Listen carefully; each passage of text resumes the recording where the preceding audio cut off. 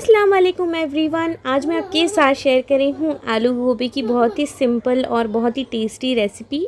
उसके लिए मैंने गोभी को काफ़ी बड़े बड़े टुकड़ों में काट ली हूँ और आलू को भी बड़े बड़े टुकड़ों में ही काटना है। इसको मैंने वॉश करके पानी इसका अच्छे से ड्रेन कर ली हूँ। इसको हमें थोड़े से ज़्यादा तेल में शैलो फ्राई करना है, डीप फ्राई नहीं करना है इससे, वरना इसमें बहुत ज़्यादा ऑयल हो जाएगा। तो यहाँ पर मैंने तेल गरम करके उसमें आलू और गोभी दोनों भी डाल दी थी। इसके जितने आप बड़े टुकड़े रखोगे उतना ज़्यादा अच्छा रहेगा, क्योंकि ये बड़े बड़े पीसेस में ही खाने में अच्छी लगती है। और दूसरी साइड में मैं इसका मसाला भी रेडी कर लेती हूँ। तो उसके लिए मैंने यहाँ पर तेल में डाली हूँ थोड़ा सा ज़ीरा, थोड़ा सा अदरक लहसुन का पेस्ट, लाल मिर्च पाउडर, हल्दी पाउडर और चॉप किए हुए कुछ टमाटर ली हूँ मैंने। और ये सारी चीज़ों को भी मैं अच्छे से मिक्स करूँगी और बीच बीच में मैं गोभी और आलू को भी स्टर करते रहूँगी, ऊपर नीचे करूँगी इसको, ताकि अच्छी तरह से फ्राई हो जाए। मसाले में मैं डाल दूँगी नमक भी, ताकि टमाटर जल्दी से गलना स्टार्ट हो जाए। ये सब्ज़ी बहुत ही ज़्यादा टेस्टी बनती है, आप ज़रूर इसे ट्राई करना। जब से मैंने ये सब्ज़ी बनाई हूँ मेरे हस्बैंड बार बार गोभी ही लेकर आ रहे हैं। उनको ये इतनी ज़्यादा अच्छी लगी है कि मैं क्या ही बताऊँ। आप ज़रूर ट्राई करना इस रेसिपी से, बहुत ही टेस्टी बनकर रेडी होती है ये। तो यहाँ पर आप देख सकते हैं सारे गोभी अच्छे से फ्राई हो चुके थे। इनका थोड़ा सा कलर चेंज हो जाए तो फिर आप इसको निकाल लीजिएगा और कोशिश करें कि इसका जितना आप ऑयल निकाल सकते हो उतना झटक झटक के निकाल लोगे तो ज़्यादा अच्छा रहेगा। आप देख सकते हैं लगभग आधे से ज़्यादा तो ये फ्राई करने में ही कुक हो गए हैं और देखने में अभी से काफ़ी ज़्यादा टेस्टी लग रहे हैं ये। बस अब थोड़ी देर और मसाले की भुनाई करना है, उसके बाद हम आलू और गोभी को इसमें डाल देंगे और कर देंगे अच्छे से मिक्स। इसमें ज़्यादा कुछ तामझाम नहीं है, सिंपल से बेसिक मसाले हैं। पर अगर आप हो सके तो इसमें या तो थोड़ा सा गरम मसाला ऐड कर दीजिएगा लास्ट में, या फिर किचन किंग मसाला, या फिर जो भी आपके पास अवेलेबल हो, मैगी मसाला, मीट मसाला, कुछ भी चलेगा। उससे इसका टेस्ट बहुत ज़्यादा बढ़ जाता है। थोड़ी सी इसकी और स्पाइसीनेस बढ़ाने के लिए मैंने इसमें 2-3 हरी मिर्ची भी ऐड की हूँ। आप चाहो तो रख सकते हो या फिर स्किप भी कर सकते हो। तो यहाँ पर इसको अच्छे से मिक्स कर देंगे हम और इसमें डाल देंगे थोड़ा सा किचन किंग मसाला और हरा धनिया और इसको मैं दम पर लगा दूंगी। मैं इसमें पानी ऐड नहीं करूँगी, ये अपने ही मॉइस्चर में गल जाएगा, क्योंकि ऑलरेडी लगभग 70% के आसपास तो सब्ज़ी गली गई है। बस थोड़ी देर ही इसे दम पर रखना है और फिर ये डन हो जाएगी। आलू चेक करके देख लेना आप, हो जाए तो बस हो गई फिर हमारी सब्ज़ी रेडी। ये बहुत टेस्टी बनकर रेडी हुई थी, आप ज़रूर ट्राई करना इस रेसिपी से, आपको ज़रूर पसंद आएगी। और सिर्फ प्लेन सब्ज़ी मेरे यहाँ पर तो नहीं खाते, इसके साथ कुछ और भी चाहिए, या तो आप इसके साथ दाल भी बना सकते हो, उसका भी कॉम्बिनेशन अच्छा लगता है। पर यहाँ पर मैं तड़के वाला दही बना रही हूँ। तो जिस ऑयल में मैंने गोभी फ्राई की थी उसी ऑयल को मैंने गर्म होने के लिए रख दी थी। पता नहीं इसमें पानी का कुछ छींटा चले गया था, तेल बहुत ज़्यादा तड़तड़ा आ रहा था, तो मेरे पूरे कैमरा पर ही ऑयल आ रहा था। तो फिर मैंने जल्दी से इसमें ज़ीरा डाल दी ताकि ये थोड़ा सा शांत हो जाए। फिर उसमें मैंने डाली कड़ी पत्ता, थोड़ा सा अदरक लहसुन का पेस्ट, थोड़ा सा हरी मिर्चों का पेस्ट, सारी चीज़ों को अच्छे से मैंने मिक्स की। मसाले को बस थोड़ी देर भुनना रहता है, ये बहुत जल्दी बन जाता है क्योंकि मसाला इसका ज़्यादा नहीं रहता, तो जल्दी रेडी हो जाता है। और उसके बाद इसमें मैं डालूंगी थोड़ी सी हल्दी। थोड़ी देर ये मसाले की भुनाई कर लेना है और फिर कर दूंगी मैं फ्लेम को बंद। इसको ठंडा डालना रहता है दही के अंदर, वरना दही फट जाएगा। यहाँ पर गोभी भी हमारी रेडी हो चुकी थी, मैंने चेक कर ली थी, अच्छी तरह से गल गई थी ये भी। और थोड़ी सी मेरे पास फ्रिज में भाजी रखी हुई थी और थोड़ा सा गोश्त था, तो फिर मैंने सोची कि थोड़ी सी मैं अम्मी वाले स्टाइल में बस एक ही पॉट में सारी चीज़ें डालकर जैसे अम्मी बनाते हैं वैसे बना लूँ। तो मैंने उसी गोश्त में, जिस बर्तन में थोड़ा सा गोश्त रखा हुआ था, उसमें थोड़ी सी चटनी, मसाला, सारी चीज़ें डालकर उसमें भाजी भी डाल दी थी और उसको रख दी थी मैंने बस ऐसे ही पकने के लिए, क्योंकि थोड़ी सी भाजी थी तो फिर इसका क्या करती थी मैं, फिर वो ख़राब हो जाएगी, इसलिए मुझे पकाना पड़ा उसको। तो ज़्यादा कुछ का तामझाम नहीं की थी मैंने, इसको ऐसे ही रख दी थी और वैसे ही बहुत ज़्यादा अच्छी बन गई थी ये। जब तक हमारा दही का मसाला ठंडा हो रहा है, यहाँ पर मैंने थोड़ा सा दही ली थी, उसमें थोड़ा सा नमक डाल के इसको अच्छे से मैंने विस्क कर ली थी, ताकि उसमें बिल्कुल भी लम्स ना रहे और बिल्कुल स्मूथ होना चाहिए दही, तभी जाके वो अच्छा लगता है। और फिर मैंने सारा तड़का इसमें डाल दी थी अच्छे से, और जितना भी मसाला है सारा मैंने स्क्रैप करके डाल दी। इसकी कंसिस्टेंसी एडजस्ट करने के लिए इसमें थोड़ा सा पानी भी डाल सकते हैं ऊपर से, और फ्रेश हरा धनिया मैंने ऊपर से डाली थी इसमें, बहुत अच्छा बनकर रेडी हुआ था ये भी। तो अब मेरा दही तड़का भी रेडी हो गया था, यहाँ पर गोभी भी रेडी हो चुकी थी और भाजी भी ऑलमोस्ट पकी गई थी मेरी। तो मैंने सोची कि जब तक मैं बर्तन समेट कर बर्तन धोना स्टार्ट कर देती हूँ, पूरा सिंक ऊपर तक आ गया था, बहुत बर्तन हो गए थे। तो मैंने सोची कि उससे पहले मैं थोड़े चावल चढ़ा देती हूँ, तो बर्तन धोए तक चावल और भाजी दोनों भी रेडी हो जाएंगे। तो यहाँ पर मैंने चावलों को भी वॉश कर दी थी, चढ़ा दी थी गैस पर। अब धो लेते हैं हम बर्तन। बर्तनों का तो भाई बहुत टेंशन लेता है, इतने सारे बर्तन निकलते कहाँ से समझ नहीं आता। मैं फिर भी इतनी कोशिश करती हूँ कि बहुत कम ही मैं बर्तन निकालूं, पर फिर भी निकल ही जाते हूँ, पता नहीं कहाँ से आ जाते हैं। आज जल्दी जल्दी से मुझे सुबह के काम निपटा कर थोड़ी देर आराम भी करना था, क्योंकि आज मुझे शाम में एक शादी भी अटेंड करना है। तो मैं, हस्बैंड और बेटी हम तीनों भी जाएंगे शाम में।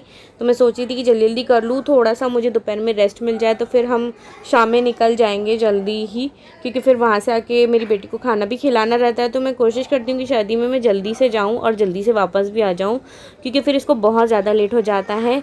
तो यहाँ पर आप देख सकते हैं मेरे बर्तन भी धुल चुके थे, मैंने सारे बर्तन लगा भी दी थी अपनी जगह पर। चावल भी दम पर आ गए थे तो मैंने उसका भी ढक्कन लगा दिया, और यहाँ पर मेरी मेथी की भाजी भी रेडी हो गई थी। ऑलमोस्ट मेरे सारे काम फिनिश हो गए थे अल्हम्दुलिल्लाह। आज हमें बाहर भी जाना था, कुछ शॉपिंग करनी थी, और तो फिर वहाँ पर फिर मुझे टमाटर भी दिख गया, टमाटर भी मेरे फिनिश हो गए थे। तो फिर मैंने 1 किलो यहाँ से टमाटर ले ली थी, ज़्यादा कुछ सब्ज़ी तो नहीं ली मैंने। यहाँ पर फिर से कुत्ते आ गए। अभी मैं बहुत जल्दी बैठी हूँ वॉइस ओवर करने के लिए, लेकिन फिर भी मैं जब भी वॉइस ओवर करने बैठती हूँ, ये कुत्ते ना भौंके तो मेरा वीडियो तो अधूरा ही है उसके बगैर।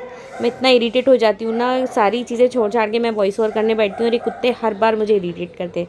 खैर अब क्या कर सकते हैं इग्नोर करने के अलावा। तो यहाँ पर हमने टमाटर ले लिए थे, और फिर मैंने यहाँ पर से नींबू भी खरीदी थी। ज़्यादा कुछ सब्जियाँ तो नहीं ली थी, क्योंकि ऑलरेडी सारी सब्जियाँ थी। कुछ दूसरी शॉपिंग करना था हमें, तो वो सारी चीज़ें ली हमने। मेरी बेटी के लिए मुझे सॉक्स खरीदने थे, थोड़ा बहुत मार्केट एक्सप्लोर किया, कुछ और भी शॉपिंग करनी थी, वो सारी भी शॉपिंग मैंने निपटा ली थी। तो आज मार्केट में बहुत ज़्यादा ही मुझे टाइम लग गया था। और मार्केट का तो ऐसा, हम लेडीज़ एक बार आ तो जाते हैं, लेकिन फिर घर जाने का मन ही नहीं करता। मन करता है ये भी ले लें, वो भी ले लें, वो भी ले लें, वो भी ले लें। खैर वैसे मार्केट में हमें बहुत ज़्यादा टाइम हो गया था, और शाम में हमको शादी में भी जाना था, तो इसीलिए मुझे जल्दी जल्दी करना था कि भाई थोड़ा सा मुझे रेस्ट भी मिल जाए, और फिर शाम में भी सारी चीज़ें करके ही जाना पड़ता है। और मेरी बेटी को रेडी करना तो मतलब एक जंग जीतना है, और आज उसने तो मुझे इतना ज़्यादा परेशान की कि मैं क्या ही बताऊँ आपको। तो खैर हम सारी चीज़ें करके घर पहुंच गए थे। फिर हो गई थी शाम, हम नमाज़ वगैरह पढ़कर निकल गए थे। मगरिब वैसे भी जल्दी हो जा रही है। फिर मैंने मेरी बेटी को रेडी किया और हम निकल चुके थे। तो यहाँ पर लगभग 7:15 साढ़े 7 के आसपास हो रहा था टाइम, और हमें जल्दी पहुँचना था। हस्बैंड मेरे इतनी गड़बड़ कर रहे थे, जल्दी जाना है जल्दी जाना है, क्योंकि दिन छोटे हैं अमरीन, जल्दी चलो। और रास्ते से तो भाई साहब इतनी ज़्यादा ठंडी थी कि मैं क्या ही बताऊँ। घर में रह के इतना पता नहीं चलता, लेकिन जब बाहर निकल जाओ तब पता चलता है। इतनी ज़्यादा ठंडी थी, और मैं मेरी बेटी के लिए भी कुछ लेकर नहीं गई थी, उसको उड़ाने के लिए ब्लैंकेट वगैरह। मैं उसको टोपी वगैरह तो पहना के लेके गई थी, पर ब्लैंकेट में भूल गई थी। सबसे बड़ी गलती हो गई मेरी। और वो वहाँ पर इतनी ज़्यादा ठंडी हो गई थी कि उसके पैर नीले पड़ना स्टार्ट हो गए थे।